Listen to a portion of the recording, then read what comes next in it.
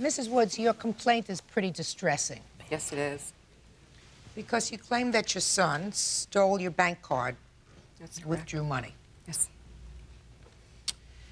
So I must assume that you've had some frustrations with him in the past to even suggest that he would do such a thing to you. And after thinking that he would do such a thing, sue him for the money. Right? Yes, ma'am. Especially since, according to this, you don't have any direct proof that he took the money. I have no direct proof, no eyewitness. Well, why don't you tell me why you believe he took this money first? I had the card on during the day on Christmas Eve. When I came into my house, I didn't put the card in my wallet. I set it on the counter in my kitchen. I live alone. My parents came over to visit that evening. They were the only other people in that house. Was your son living with you, or was he visiting? No, he came over to visit while my parents were still there. The area of the kitchen countertop where I put that card is right near my cordless phone. During the visit, Brian took the cordless phone and went to the back of my mobile home. He went into the bathroom, he said, to use the phone because it was too noisy out in the living room. Shortly after the conversation on the phone, Brian put on the new winter coat that my mom and dad and I had bought him for Christmas, and he left. My other daughter, Amy, and her son came over to visit after Brian had left. So the only people in my house all day long, up until the point the card disappeared, were my parents, Brian, and myself. Well, when did you first notice the card missing? I had gone into my purse looking for the card a few days later, but... So that your daughter did come over? Yes. Your daughter and who else? Her son. He's 2.5. Well, he didn't take the bank cards. But your daughter did come over? Yes, she did. And you didn't notice the bank card missing until after your daughter left? Right. It was several days later. Nobody else was in and out of your house between Christmas Day and the day that you finally discovered the bank card missing? No one else. How much money was withdrawn? $470.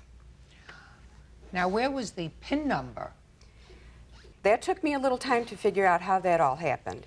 But several weeks before Christmas Eve, Brian was over visiting, and my other daughter was there, and the little boy again. And Brian brought up in the conversation, I think when I get my income tax check, I'm going to open a checking account. He started the conversation about PIN numbers. And does the bank assign one, or how do you do that? And my daughter blurted out what hers was in reference to it being the birthday of a relative. And I did the same. Well, when you realized your bank card was missing, what did you do? I thought I had left it in the house because my last memory of the bank card was setting it on that counter in the kitchen. So I went to the bank and cashed a check.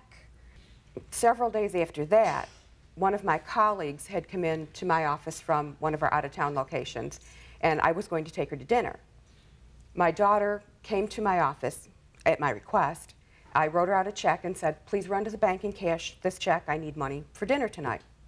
She came back from the bank as white as a ghost and said, Mom, you've got a problem. There's no money in your account.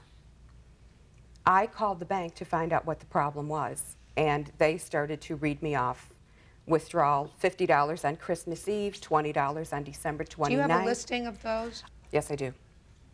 Let me take a look at it. And in total, it was $470? Yes, plus accumulated bank fees.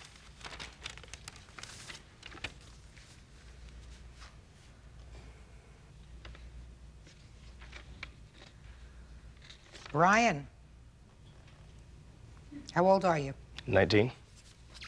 How long haven't you been living at home?